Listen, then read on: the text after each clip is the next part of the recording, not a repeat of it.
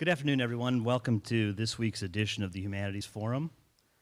The Humanities Forum is an initiative of the Humanities program at Providence College, directed by Professor Jim Keating and moderated by Professor Raymond Hain.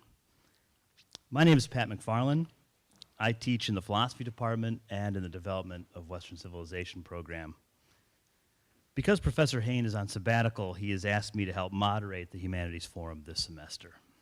And since I'm a very moderate fellow, I'm doing a great job. If I don't, which is a little bit immoderate. That's a little bit immoderate praise, but nonetheless. The forum is pleased to welcome to campus today a very distinguished guest, Professor Gary Saul Morson. Professor Morson has taught in the Department of Slavic Languages since 1986 at Northwestern University in Evanston, Illinois, where he currently holds the Lawrence B. Dumas Distinguished Professorship, and since 1991 has been the Francis Hooper Professor of the Arts and Humanities.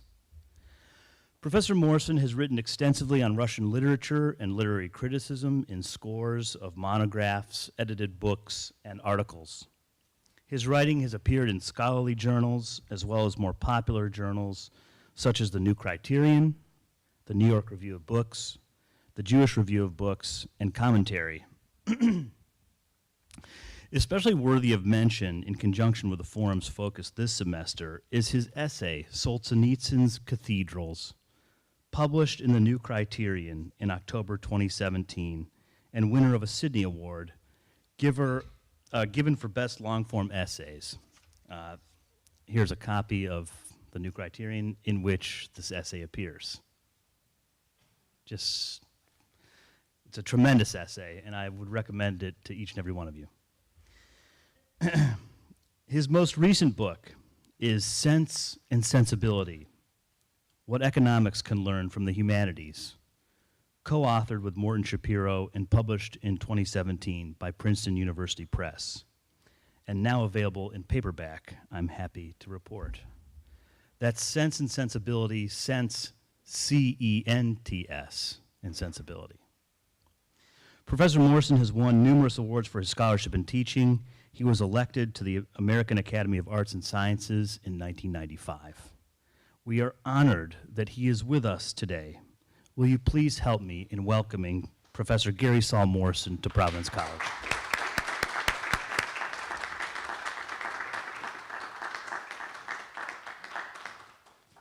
Well, I'm really honored to be here. It's already been enlightening. There aren't too many places like this that exist, and it really is different from where can you all hear me? Is this on? Yeah. Where I'm usually from. I'll just mention that we're working on a sequel to that book, Sense and Sensibility, which goes the reverse way, what humanists can learn from economics, the reverse, and that will be called Price and Prejudice. So,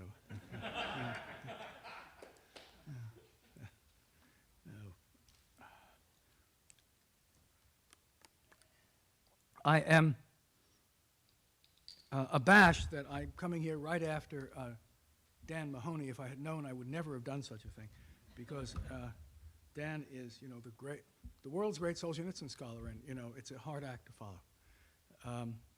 This talk is called Literature and Torture, and in case you are tortured, I will tell you that it is, in advance, it's in 9 parts. That way you know how much more you have to sit through at any given point. So part 1 is simply called Russian Literature. Solzhenitsyn's 3-volume epos, the Gulag Archipelago, which many have called the most important masterpiece of the 20th century, is subtitled An Experiment in Literary Investigation. Consider how odd that is. No Westerner would call such a work literary, lest someone discount its documentary value. Literature is one thing, truth another, isn't that correct? But Solzhenitsyn insists that absolutely everything included is strictly factual. What then is literary about the book? It's worth noting that Russia's most recent winner of the Nobel Prize for Literature, Svetlana Alexievich, also produced literary works that were purely factual. With these two writers, we encounter something essential to the Russian tradition. Russians revere literature more than anyone else in the world. When Tolstoy's novel Anna Karenina was being serialized, Dostoevsky, in a review of its latest installment, opined that, quote, "At last the existence of the Russian people has been justified." Unquote.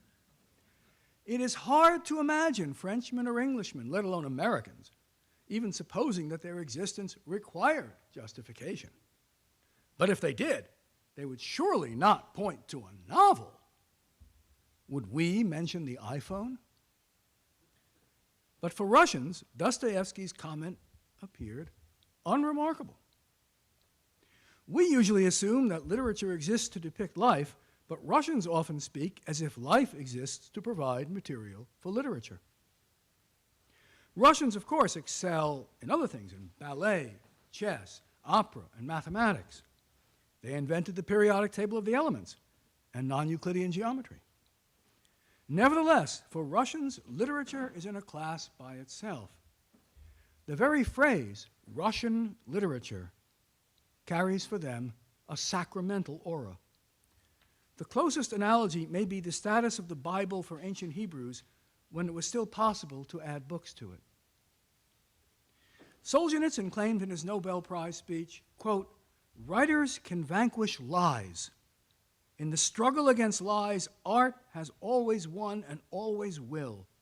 Lies can stand up against much in the world, but not against art. According to the Russian proverb, one word of truth outweighs the world," unquote. For a Russian writer who survived 7 years in the Gulag, such statements were not mere rhetoric, as they would be if uttered by an American writer. That is, if an American writer could do so with a straight face.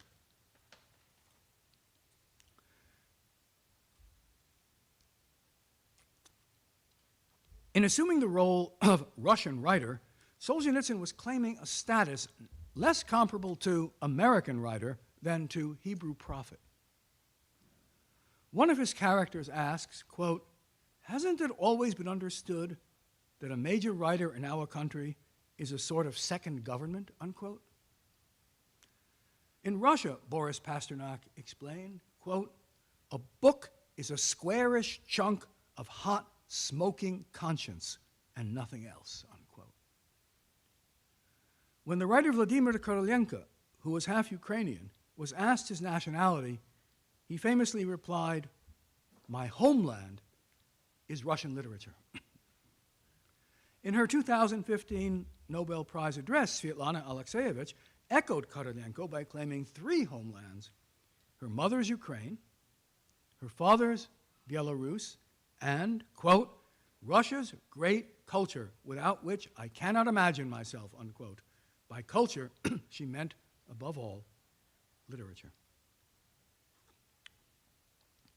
Russia's most influential 19th century critic, Nikolai Chernyshevsky, explained, quote, "In those countries where intellectual and social life has attained a high level of development, one can speak of a division of labor among the various branches of intellectual activity. Only one of these branches is known to us: literature. For that reason, literature plays a greater role in our intellectual life than French, German, and English literature play in the intellectual life of their respective countries, and it bears greater responsibility than the literature of any other nation.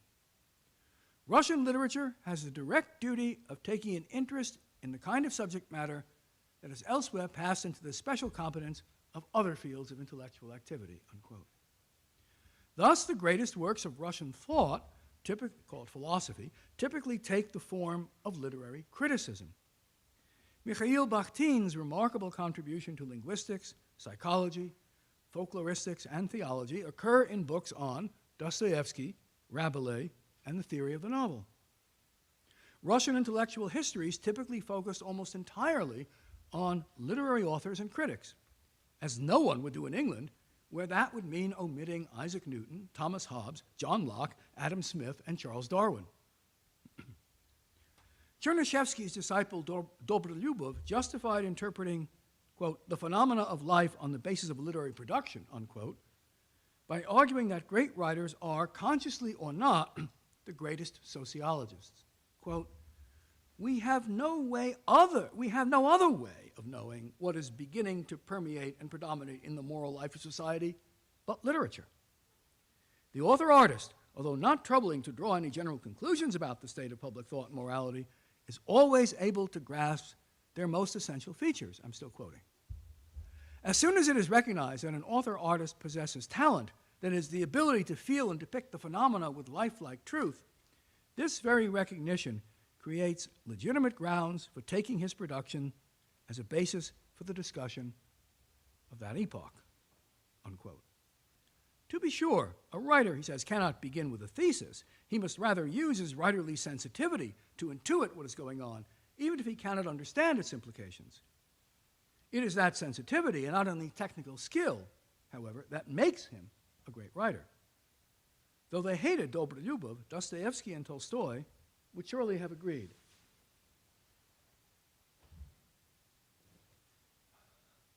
Part 2 is called Limited Experience. Once in the West, Solzhenitsyn was understandably bewildered when Westerners were put off by his moral earnestness. They didn't like, quote, how closely I identified with what I was portraying. In the West nowadays, the colder and more aloof the author, and the more a literary work departs from reality, transforming it into a game, the higher the work is esteemed, unquote. I had sinned against both existing literary norms and, quote, political decency, unquote. The very intellectuals who had once defended him condemned him when they discovered he did not share some of their views. Above all, they could not entertain the possibility that they had something to learn from a very different set of experiences. That really mattered even more than the difference of views. No, it was only his experience that was eccentric, while theirs reflected the way things really are. Foolishly, this survivor of communist slave labor camps revealed himself, quote, to be an enemy of socialism, unquote. Solzhenitsyn recalls a Canadian TV commentator who, quote, lectured me that I presumed to judge the experience of the world from the viewpoint of my own limited Soviet and prison camp experience. Indeed, how true! Life and death, imprisonment and hunger, the cultivation of the soul despite the captivity of the body, how very limited that is compared to the bright world of political parties, yesterday's numbers on the stock exchange, amusements without end, and exotic foreign travel, unquote.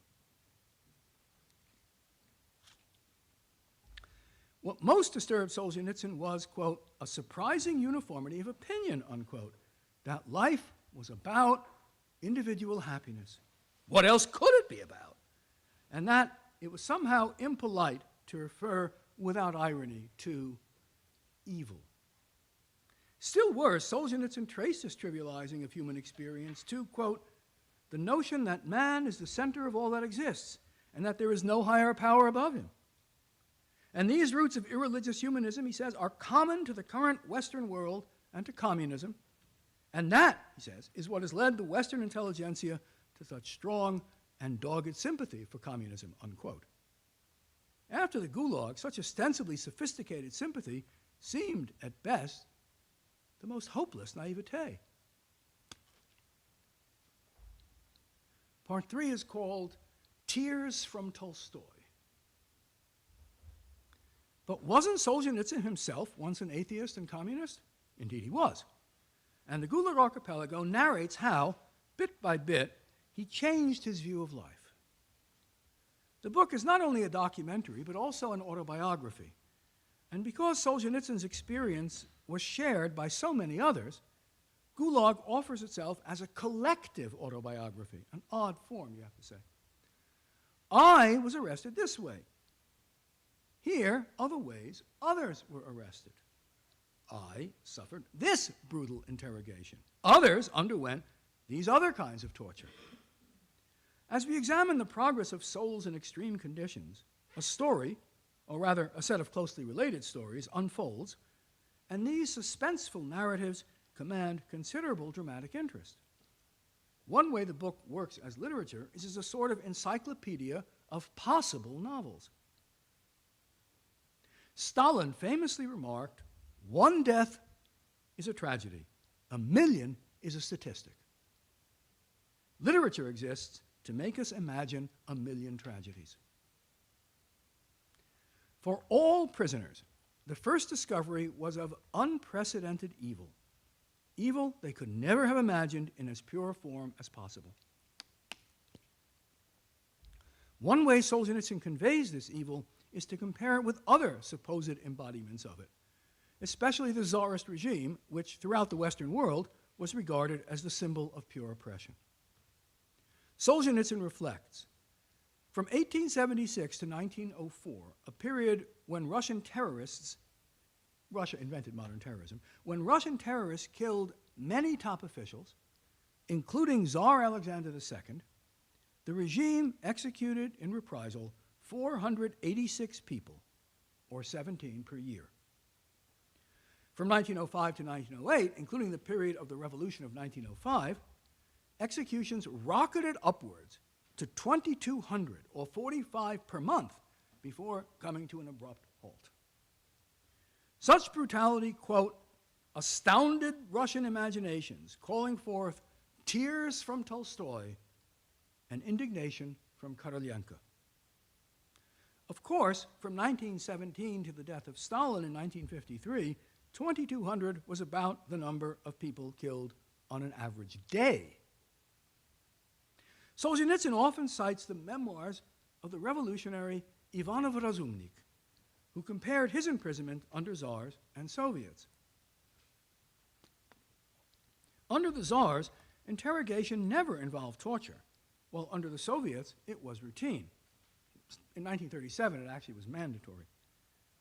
The Tsars never thought of arresting relatives of criminals, but the Soviets built camps for, quote, the wives of the accused, unquote.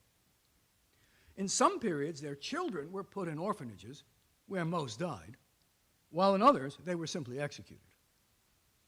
The Tsars never conducted arrests at random, but Stalin issued quotas for each district, and Lenin explicitly called for arbitrary execution of innocent people, since killing the innocent, he explained, would create a terrorized, therefore submissive population. These are not views attributed to him. This is his views that he says himself. The comment about the tears of Tolstoy exhibits the peculiar irony with which Gulag is narrated. Indeed, the book's closest literary relative is probably Gibbon's Decline and Fall of the Roman Empire, which is also a masterpiece of history told as irony. But even Gibbon never produced passages as savage as this one. I quote, "If the intellectuals in the plays of Chekhov, who spent all their time guessing what would happen in 20, 30, or 40 years, had been told that in 40 years interrogation by torture would be practiced in Russia, that prisoners would have their skulls squeezed within iron rings, that a human being would be lowered into an acid bath, that they would be trussed up naked to be bitten by ants and bedbugs, that a ramrod heated over a primus stove would be thrust up their anal canal, the secret brand, that a man's genitals would be slowly crushed beneath the toe of a jackboot, and that in the luckiest possible circumstances, prisoners would be tortured by being kept from sleeping for a week, by thirst, and by being beaten to a bloody pulp, not one of Chekhov's plays would have gotten to its end because all the heroes would have gone off to insane asylums," unquote. What sort of people were these interrogators and the people who directed them? What went through their minds? The unprecedented Soviet experience raised these questions as never before, although the Nazi, Maoist, Khmer Rouge, and other totalitarian regimes to follow were to do so again. Part 4 is called Stalin or Macbeth. Solzhenitsyn opines, compared to Soviet interrogators, the villains of Shakespeare, Schiller, and Dickens seem, quote, somewhat farcical and clumsy to our contemporary perception, unquote. The problem is, these villains recognize themselves as evil and say to themselves, I cannot live unless I do evil. Sort of, as in Spider-Man. Right? But that is not at all the way things are, Solzhenitsyn explains. Quote, to do evil, a human being must first of all believe that what he's doing is good, or else that it's a well-considered act in conformity with natural law. It is in the nature of a human being to seek a justification for his actions, unquote. Why is it, Solzhenitsyn asks, that Macbeth, Iago, and other Shakespearean evildoers stopped short at a dozen corpses, while Lenin and Stalin did in millions? The answer, he says, is that Macbeth and Iago, quote, had no ideology, unquote. Ideology makes the killer and torturer an agent of good, quote, so that he won't hear reproaches and curses, but will receive praise and honors, unquote. Ideology never achieved such power and scale before the 20th century. Anyone can succumb to ideology. All it takes is a sense of one's own moral superiority for being on the right side, a theory that purports to explain everything, and, this is crucial, a principled refusal to see things from the point of view of one's opponents, lest one be tainted by their evil viewpoint. If we remember that totalitarians and terrorists think of themselves as warriors for justice, we can appreciate how good people can join them. Lev Kopelyev, the model for Solzhenitsyn's character Rubin in his novel The First Circle, describes how, as a young man, he went to the countryside to help enforce the collectivization of agriculture. Bolshevik policy included the enforced starvation of some 7 million peasants. There are a couple of wonderful books on this, by the way.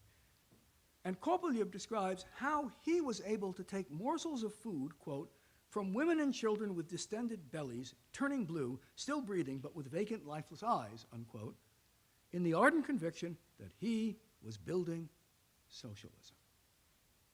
Other memoirs of this period also describe how a loyal communist at last awoke to what he did. In this way, the Soviet experience inspired a rebirth of conversion literature, and Solzhenitsyn's Gulag, which details his own change from Bolshevik to Christian, is a prime example. Part 5 is called The White Mantle of the Just. Each conversion memoir reports that change was immensely hard. For one thing, as Arthur Koestler's novel Darkness at Noon correctly divined, the party was one's purpose in life and constituted one's whole family. Challenging it was as unthinkable as simultaneously renouncing one's education and all one's friends and relatives. For another, one was taught that Marxist theory was a hard science, which had proved that human sacrifice was as inevitable to saving humanity as surgical cutting is to an operation. Common metaphor. To build communism for innumerable future generations of perfect people, the sacrifice of the relatively few imperfect homunculi of the present was a small price to pay. As was often phrased, the deaths were caused not by us, but by history with a capital H. What is more, the people killed were class enemies, which meant that even if they had not committed counter-revolutionary crimes, they were potential criminals. Vasily Grossman, the first writer to report the Holocaust when he saw it unfolding on Nazi-occupied Soviet territory, was not unique in pointing out that the exact equivalent of the Nazi category of race was the Soviet category of class. Social class, like race, was inherited, not chosen. Your parents were bourgeois, that's it. And could not be changed. In the newspaper Red Terror, I'm not making that title up, in the newspaper Red Terror, Felix Dzerzhinsky, the founder of the secret police, the Chekhov, explained in 1918, quote, "We are not fighting against single individuals. We are exterminating the bourgeoisie as a class. It is not necessary during the interrogation to look for evidence proving that the accused opposed the Soviets by word or action. The first question which you should ask him is, what class does he belong to? What is his origin, his education, and his profession? These are the questions which will determine the fate of the accused. Such is the sense and essence of red terror, unquote. Or as one of Grossman's characters observes, quote, the concept of innocence is a holdover from the Middle Ages, unquote. Solzhenitsyn reports how it was mere chance that he did not become supremely evil. He doesn't paint himself as a saint in this book. When he was finishing his education, he and his classmates were offered the opportunity to do something nobler than physics, a job of great moral importance, which also entailed social prestige and material reward. They could attend the NKVD, Secret Police, training school. These students had been raised to regard the NKVD as a supremely moral organization. Realizing how close he came to becoming interrogator himself, Solzhenitsyn reflects, quote, and just so we don't go around flaunting too proudly the white mantle of the just, let everyone ask himself, if my life had turned out differently, might I myself have not become just such an executioner? It is a dreadful question if one answers it honestly. Solzhenitsyn turned down this coveted offer out of some inner intuition, quote, not founded on rational argument. It certainly didn't derive from the lectures on historical materialism that we listened to. It was clear from them that the struggle against the internal enemy was a crucial battlefront, and to share in it was an honorable task. It was not our minds that resisted, but something inside our breasts. People can shout at you from all sides, you must, but inside your breast there is a sense of revulsion, repudiation. I don't want to. It makes me feel sick. Do what you want with me. I want no part of it, unquote. And yet, he reflects, some of us did join. And if enough pressure had been applied, perhaps all of us would have. In that case, quote, what would I have become? The passage that follows is one of the book's most famous. Quote, so let the reader who expects this book to be a political expose slam the cover shut right now. If only it were so simple. If only there were evil people somewhere insidiously committing evil deeds, and it were necessary only to separate them from the rest of us and destroy them. But the line dividing good and evil cuts through the heart of every human being. And who was willing to destroy a piece of his own heart? From good to evil is but a quaver, says the Russian proverb, and correspondingly from evil to good, unquote. I think of my favorite English proverb, perhaps the foundation of ethics. There, but for the grace of God, go I. It is worth clarifying what Solzhenitsyn is arguing against. For Marxists, for ideologues, and justice warriors generally, our group is good and theirs is evil. Quote, evil people committing evil deeds, unquote. That is the sort of thinking behind notions like class conflict or the international Zionist conspiracy. It is the opposite of the idea that makes tolerance and democracy possible. The idea that there is legitimate difference of opinion and we must not act as if God or history had blessed our side as always right. If you think that way, there is no reason not to have a one-party state. The man who taught me Russian history, the late Firuz Kazemzadeh, used to say, remember, there are always as many swine on your side as on the other.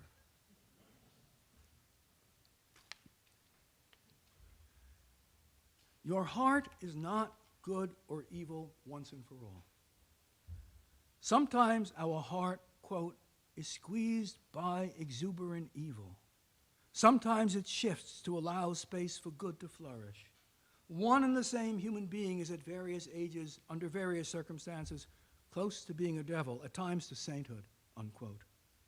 We are never closer to evil than when we think the line between good and evil passes between groups and not through each human heart, including our own.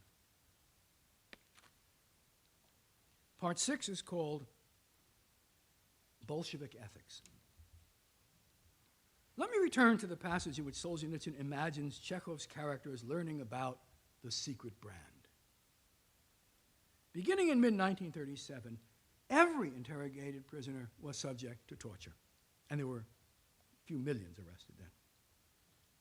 Such Soviet practices raises a question that Solzhenitsyn, along with Grossman, Nadezhda Mandelstam, the great memoirist, Varlam Shalama, the fabulous short story writer, and other writers have sought to answer.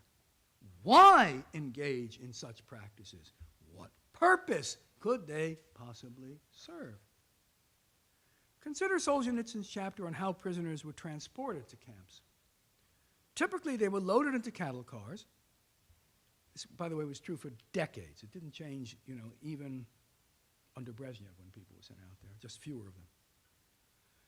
They were loaded into cattle cars, unheated in winter, unventilated in summer, packed as densely as possible, meaning that sometimes there was so little space that prisoners hung between others without their legs reaching the floor.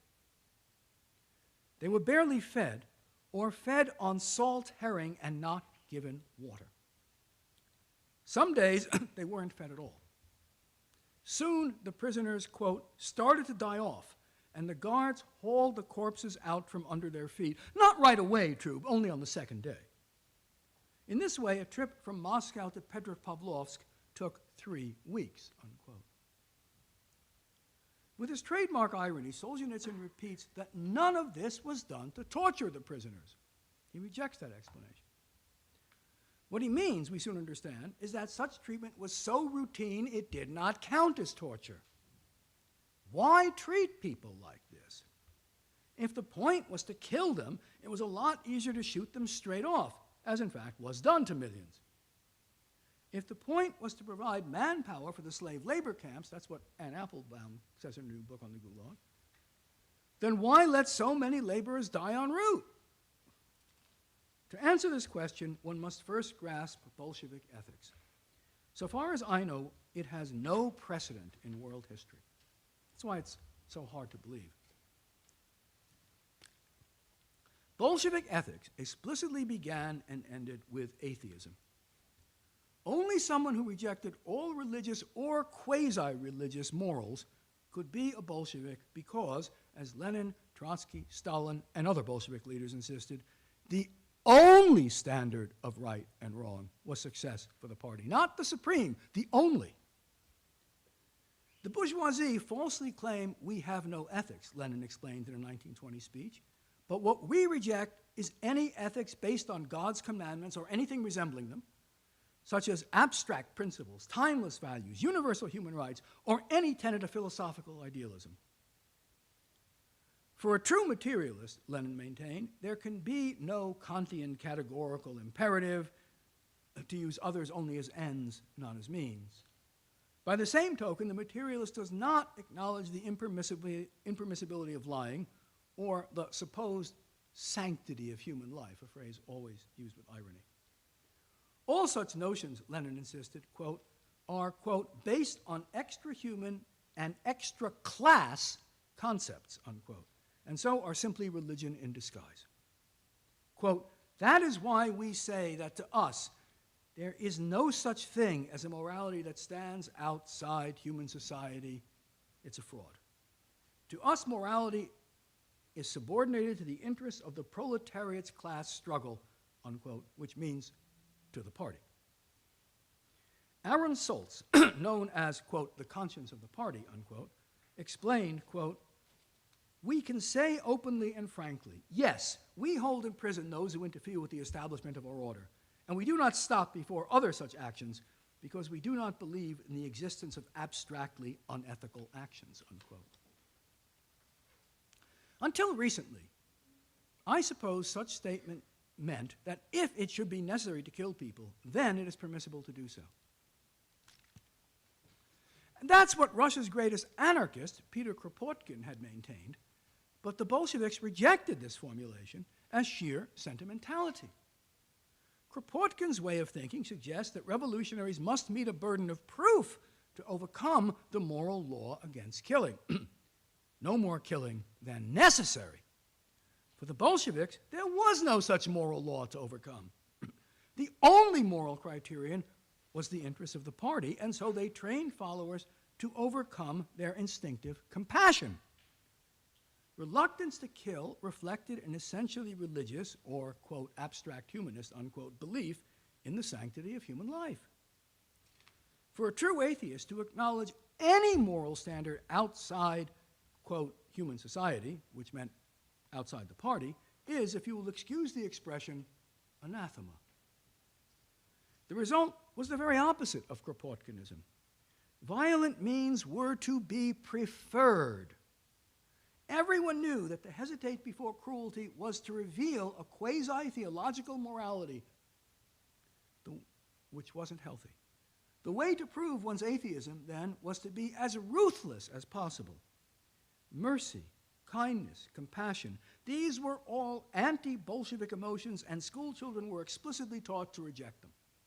I know of no previous society where children were taught that compassion and mercy, per se, are vices. The older heroes of Solzhenitsyn's novel In the First Circle grow wary of young Ruska because, quote, Ruska's whole generation had been trained to think of pity as a degrading sentiment, of kindness as comic, and of conscience as priest's talk. On the other hand, it had been drilled into them that informing was a patriotic duty, unquote. Since compassion could only reflect values not derivable from materialism, the result was what a character in one of Grossman's novels referred to as a reverse categorical imperative. Quote, a categorical imperative composed to Kant, unquote, always use people as objects. Do unto class enemies what you would not want them to do unto you. That is why, starting in mid-1937, torture became mandatory. What objection could be raised? Ruthlessness without prompting demonstrated that one harbored no abstract moral standard, even unconsciously. It was positively good to arrest the innocent. When Stalin assigned arrest quotas, local NKVD branches usually asked to arrest even more.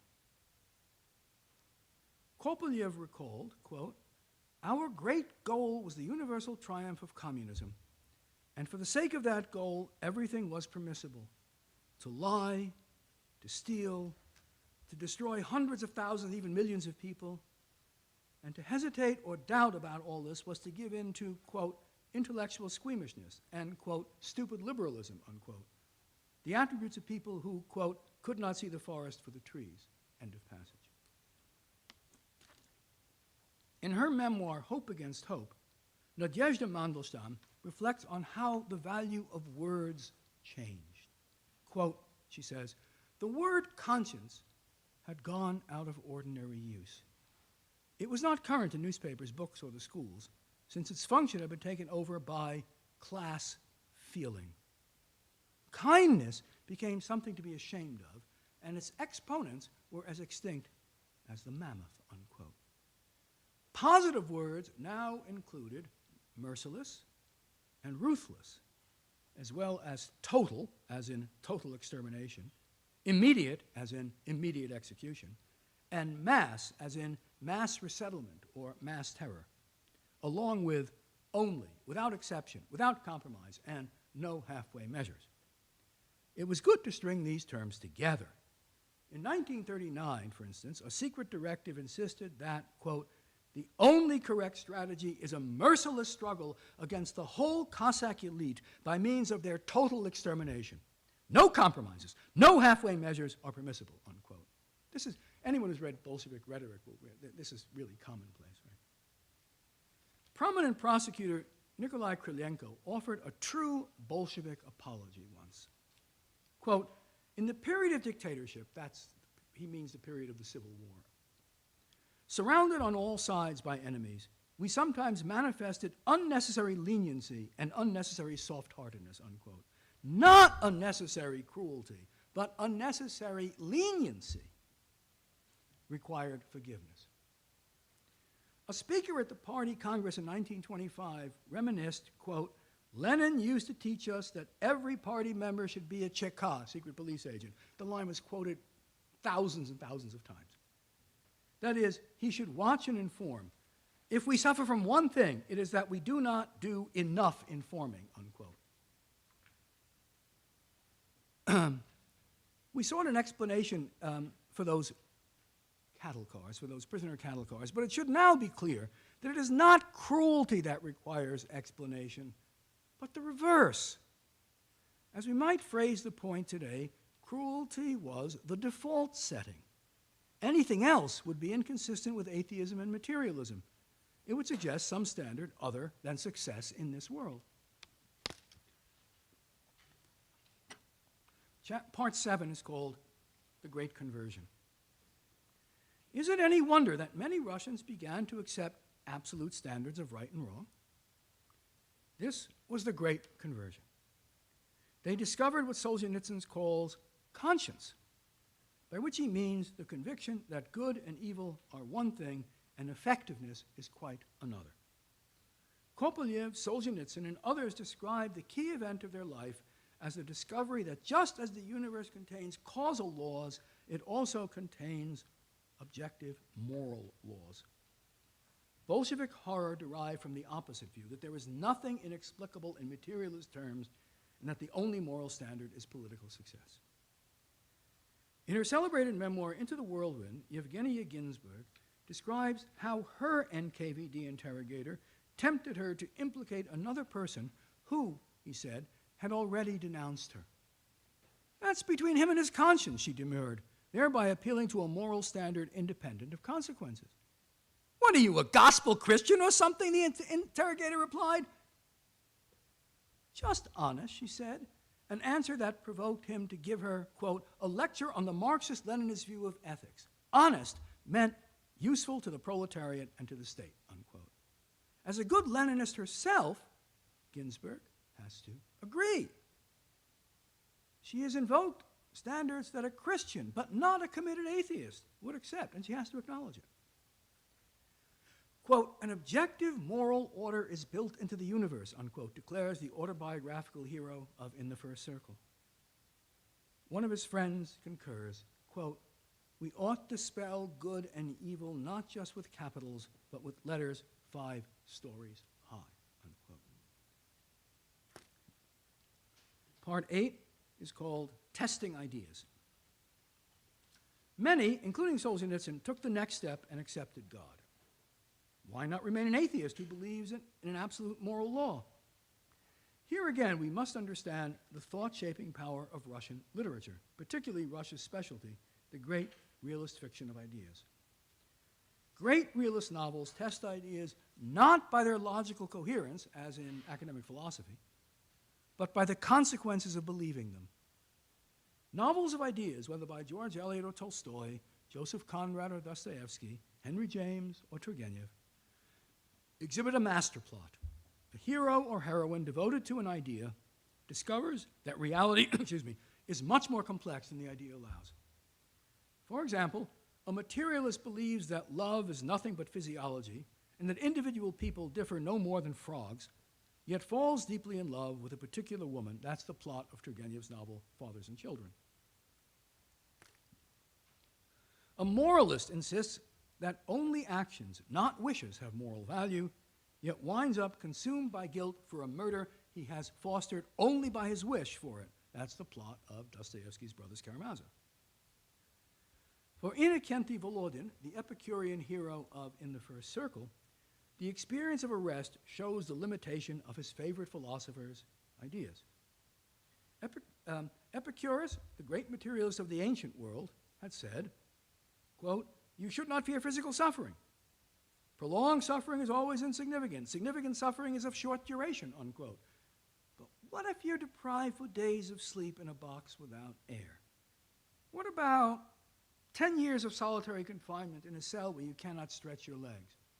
Is that significant or insignificant, he thinks? Volodin recalls Epicurus' words, quote, our inner feelings of satisfaction and dissatisfaction are the highest criteria of good and evil, unquote. And only now does he understand them. Now, quote, now it was clear. Whatever gives me pleasure is good. What displeases me is bad. Stalin, for instance, enjoyed killing people, so that for him was good, unquote. How wise philosophy seems to a free person. But for Volodin, good and evil are now distinct entities. Quote, his struggle and suffering had raised him to a height from which the great materialist, as Epicurus' wisdom, seemed like the prattle of a child, unquote. Thinking novelistically, Solzhenitsyn asks, how well does morality without God pass the test of Soviet experience? Every camp prisoner, sooner or later, faces a choice, whether or not to resolve to survive at any price. Do you take the food or shoes of a weaker prisoner? Quote, this is the great fork of camp life. From this point, the roads go to the right and to the left. If you go to the right, you lose your life. If you go to the left, you lose your conscience, unquote. Memoirist after memoirist, including atheists like Yevgeny Ginsburg, report that those who denied anything beyond the material world were the first to choose survival. They may have insisted that high moral ideals do not require belief in God, but when it came right down to it, morals grounded in nothing but one's own conviction and reasoning, however cogent, proved woefully inadequate under experiential rather than logical pressure. In Varlam Shalamov's Kolyma Tales, in my view the best collection of short stories since Chekhov, a narrator observes, the intellectual becomes a coward, and his own brain provides a justification of his own actions. He can persuade himself of anything as needed, unquote.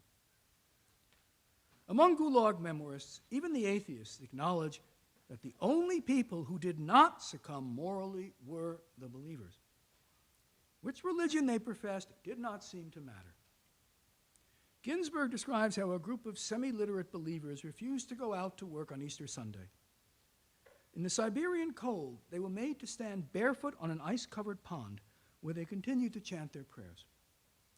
Later that night, the rest of us argued about the believers' behavior. Quote, was this fanaticism or fortitude in defense of the rights of conscience? Were we to admire them or regard them as mad? And most troubling of all, should we have had the courage to act as they did, unquote? The recognition that they would not often transformed people into believers. And the last section is called simply A Blessing.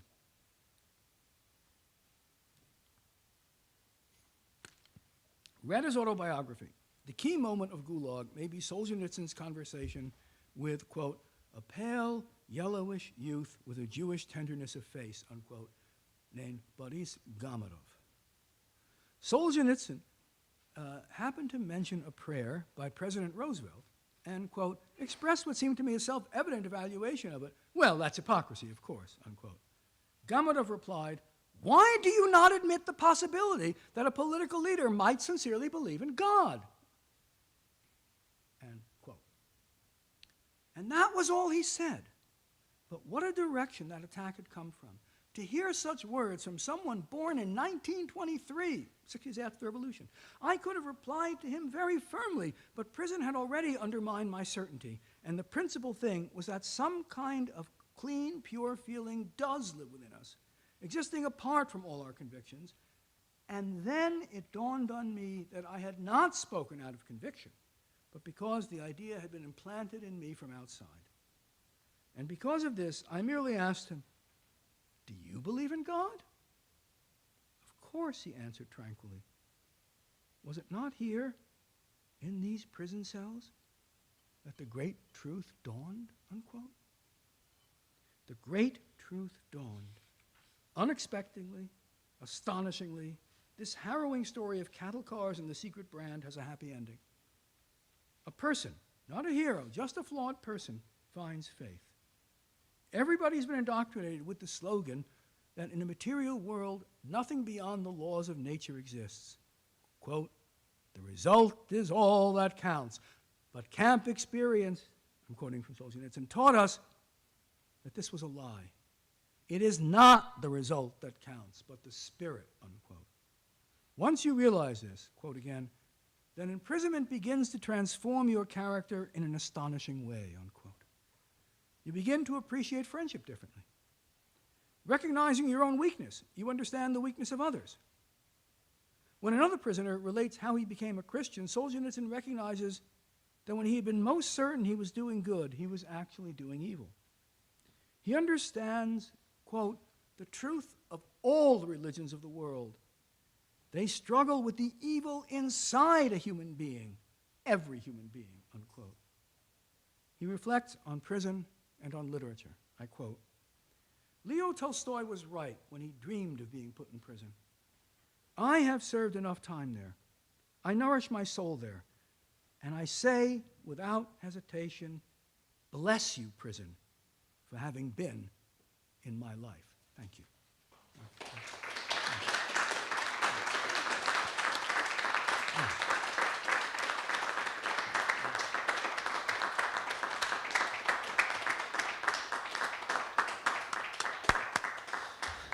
Thank you, Professor Morson, for that great talk. We have a microphone here, and I think we can detach this one too if you want to use it to walk around.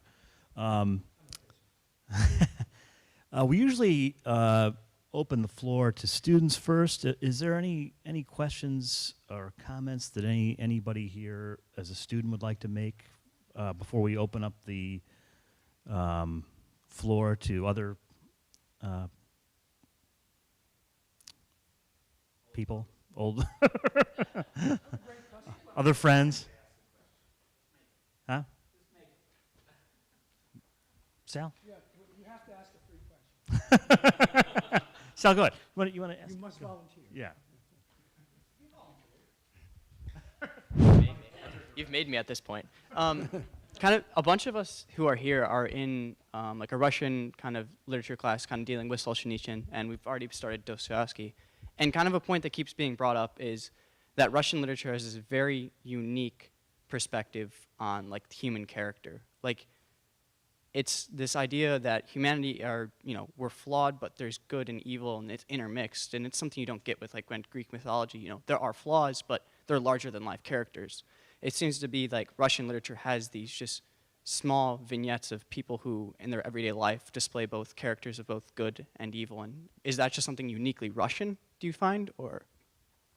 No, I don't think that's uniquely Russian. I mean, I think if you look at, let's say, the literary form I love the most, the realist novel, as you can probably tell, that's true of the realist novel generally. There are no saints. There are no purely evil people. If they are, they're two-dimensional and are not proper novelistic characters. So anyone who in a realist novel sees somebody else as purely good or purely evil, can be sure is not seeing correctly. I mean, that's a give. That isn't true in all literature. For example, I wrote my first book about utopian fiction, and in utopian fiction, anybody who does not divide the world into the good and the evil is mistaken. So the novel and utopia are antithetical literary forms. They represent different worldviews. I guess what's specific about the Russians is that they are willing to ask these questions explicitly. They make the philosophical questions their core. That was, for most Western novelists, that was difficult. I mean, Stendhal has a famous line where he says, politics or philosophy in a novel is like a pistol shot in a concert. Not everybody goes so far. There's certainly implicit philosophy in Jane Austen. It's not spelled out, but it's clearly there. She's interested in how, by Pride and Prejudice, we deceive ourselves and do not perceive what's there, and how that happens. And I say there are philosophical novels by other great writers, like George Eliot, who I think is more like a Russian novelist than anybody else outside of Russia. But she was a translator of German philosophy, too, so that was, part of her makeup. What Russians take ideas to their extreme, and they test them in their extreme form. And far from being an embarrassment, that's what you're supposed to do. That's what literature exists for, to give guidance to life.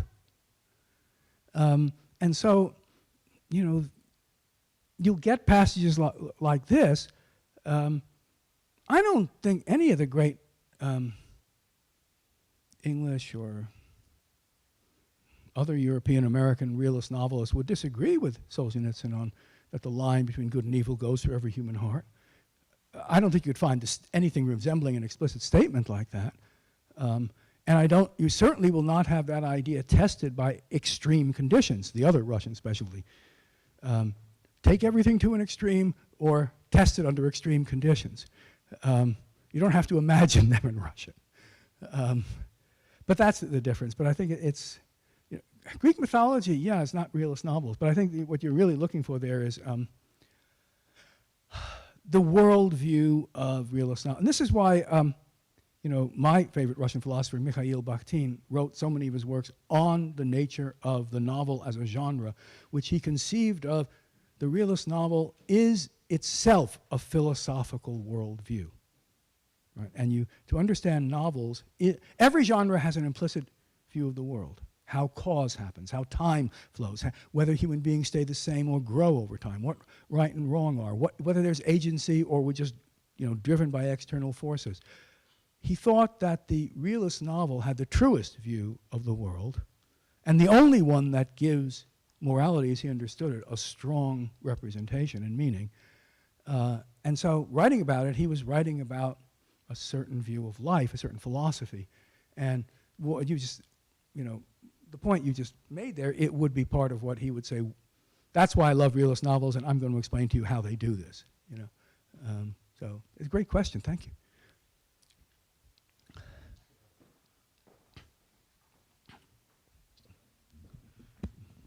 Rick.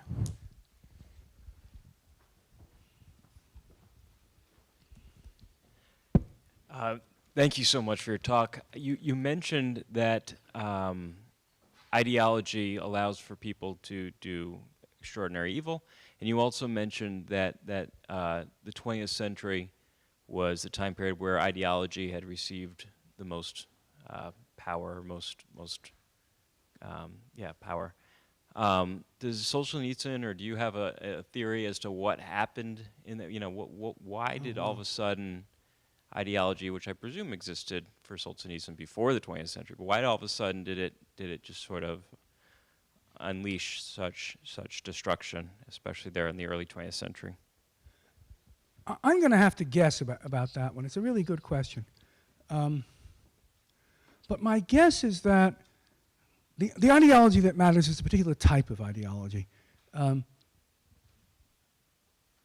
me see if I can give some intellectual history here. One of the amazing things about Newton's discoveries is that in a vast amount of incredibly complicated phenomena, have you ever seen diagrams of how the solar system worked before Newton with circles on circles and circles, all sorts of patterns? You could explain all that in terms of 4 simple laws. 3 laws of motion, the laws of gravitation. That became the model from that point on for what a social science should look like. If Newton can do it for astronomy, we should be able. And you had people after people trying to develop a hard social science. The point is that this is why Marxism can claim to be a hard science. It's not just a philosophy, right? It's not like the Federalist Papers. It's a whole different sort of thing. It's a sense that all morality can be derived from it. All causality can be derived from it. You know, theories of physics were arbitrated by whether they conformed or not to this. That's really, I think, a product of this intellectual revolution. One intellectual historian calls it moral Newtonianism. You know, you have other examples of it, trying to develop it, like Jeremy Bentham. Right.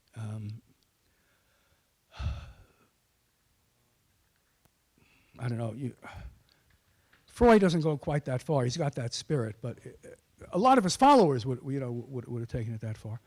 And it's when an ideology like that gets into power, an ideology that cannot be wrong because it is science, right? That's when you really have, when people, there can be no other moral stance, political stance, social stance, because any more than there can be another law of gravitation. That was, by the way, the explanation that was always given. Under Brezhnev, they very often put intellectuals in insane asylums under the belief, which I think was in many cases sincere, that to doubt Marxism, Leninism, is like doubting the law of gravity. You think things fall up? I think that was genuinely sincere. That's very different from just a philosophy, okay?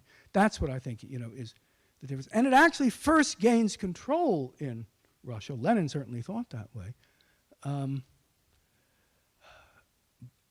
And then, you get it spreading elsewhere. But I'm guessing that's the sort of ideology. Ideology was too vague a term for him to use. He should have specified, and I'm putting words in about how he means this, but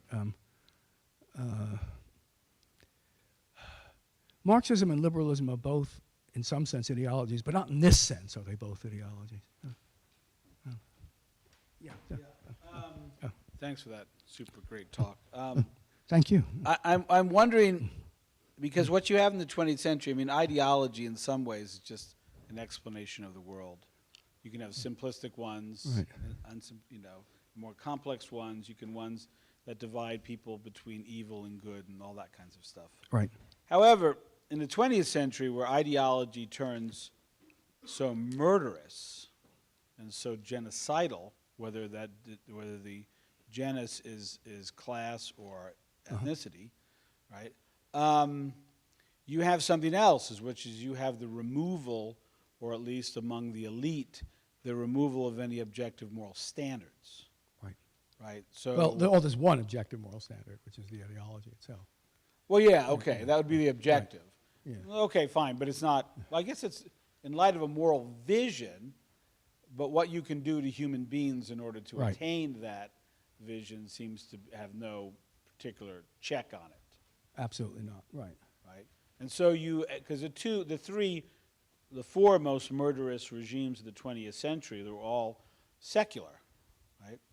The Bolshevik, the Hitlerian, the Nazis, Mao, and I'm guessing Pol Pot. I'd throw him in there. Yeah, if you think of a percentage of people he had at his disposal to kill, probably so. Yeah.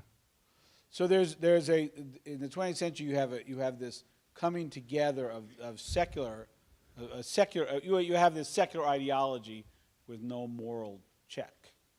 I think that Solzhenitsyn would put his finger on that. Is that right? Yeah, I think he would. I mean, I think that's what. Now, whether it would be possible to have a non-secular version of that is not something he addresses. It didn't happen, so he doesn't address it. But it's possible that there are forms of Islamism which explicitly were based on modern totalitarianism. They're not based on the traditional Islam. They're based on totalitarianism, right? It's a mistake to think of Islamism as Islam or some extreme. It's a different sort of thing. It's possible, I haven't studied enough, that this in power would be the, but I don't know. Do they have a theory of physics they can explain? Probably not, but, so it's at least theoretically possible that you could do this with religion, but I don't know. Certainly he's calling it secular because that's what's actually happened over and over again. Yeah. Yeah. So. Thank you. Thank you for your very interesting talk. My usual role in these discussions is to introduce complications. Absolutely. And I will do so. I think I understand why Western intellectuals are a bit chary of Solzhenitsyn. Or a bit.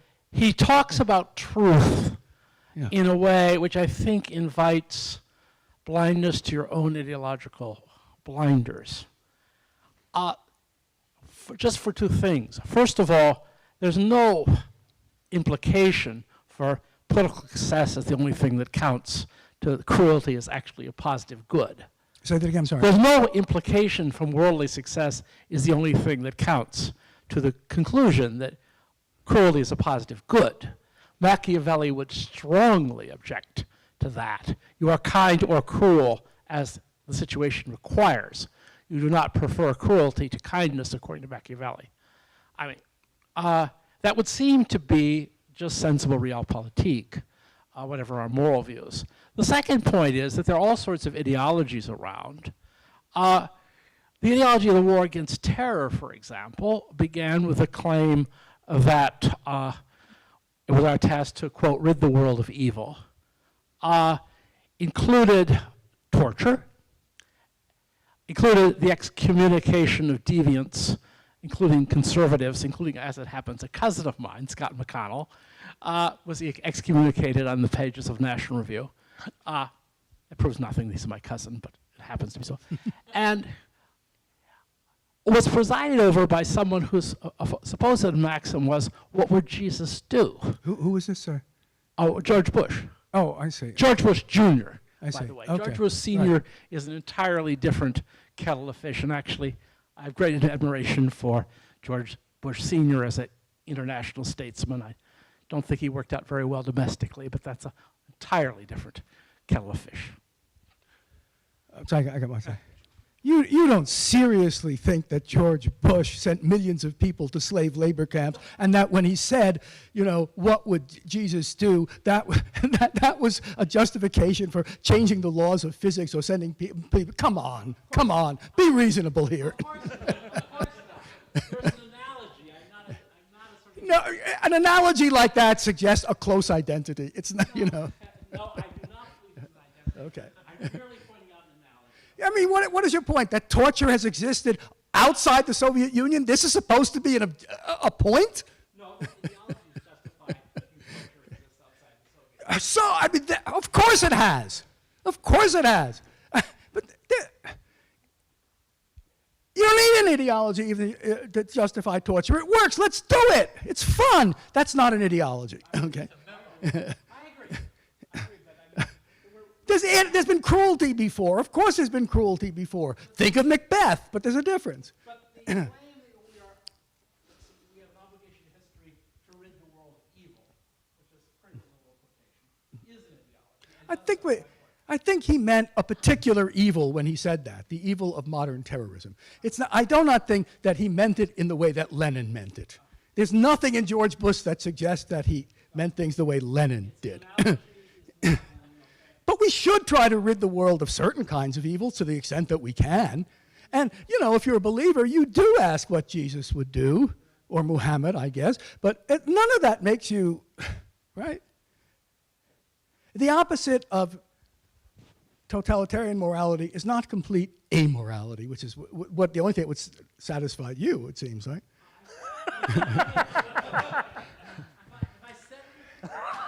No, you said as soon as somebody says, what would Jesus do? That already puts them in the same class, maybe to a lesser degree, as, come on, then what could they do? They'd have to have no moral standard not to be in that class. No, I didn't say that. Okay. You don't know me, no, I don't think.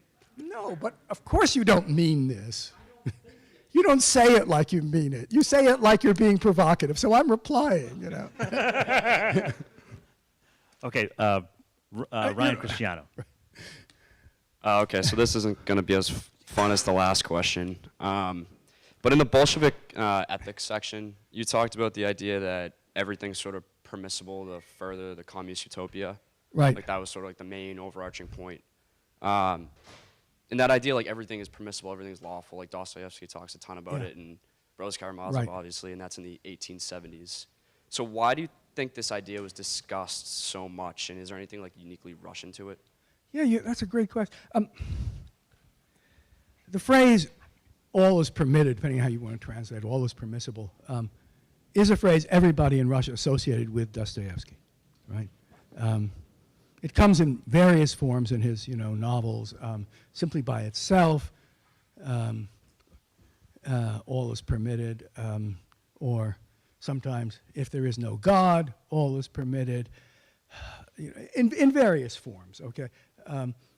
And when anybody in the Soviet period uses that particular phrase, and for example, the Bolsheviks like to use it, yes, all is permitted, everyone clearly means it to be an allusion to Dostoevsky, because his notion was, right, that if you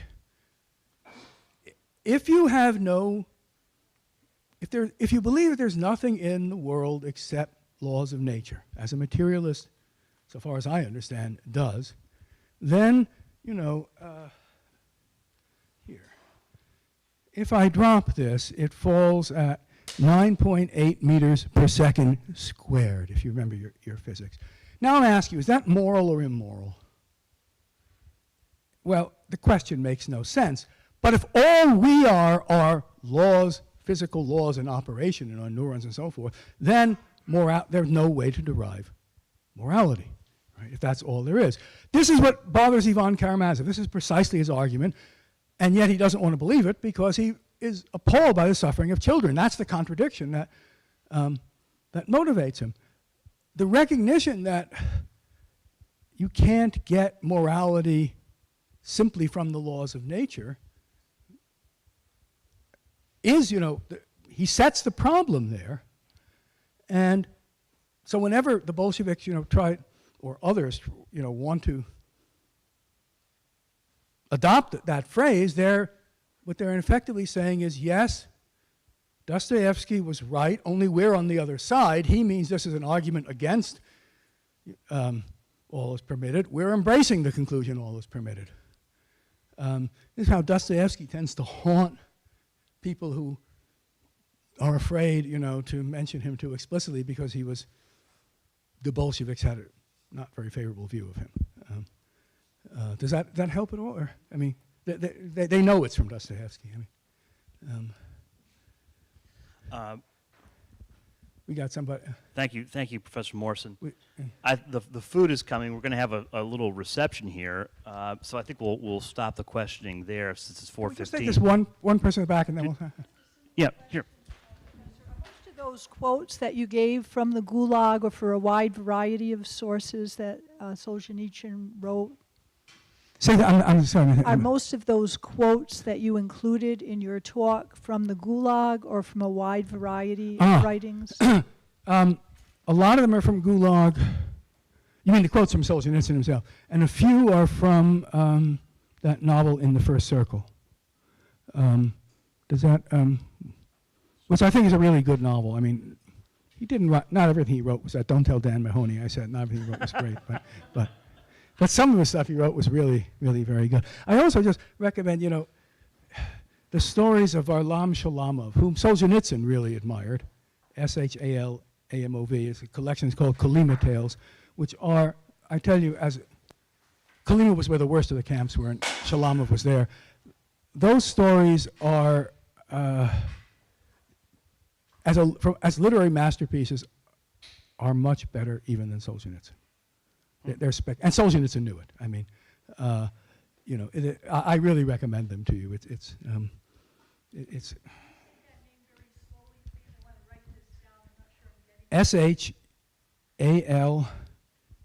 as in Mary O-V, and the book is called Kolyma, K-O-L-Y-M-A, Tales, and you want the translation by John Glad. There are 3 translations. The translation makes a difference, right? And I think you'll really be impressed with them as stories. And they'll tell you a lot, but you don't want to read them just for a documentary point of view. You'll get, he's a deep sense of what human life is like and what extreme situations reveal, which he's able to do through fiction. Granted, in a realist setting, but they're not documentary. Okay, he's not claiming that this event and that event happened. It's more like the background to where the stories happens is documentary, but not the actual stories. And they're extremely good. Well, I want to say that if Tolstoy's novels justify the Russian people, then your presentation today really justifies the existence of the Humanities Forum. Thank you.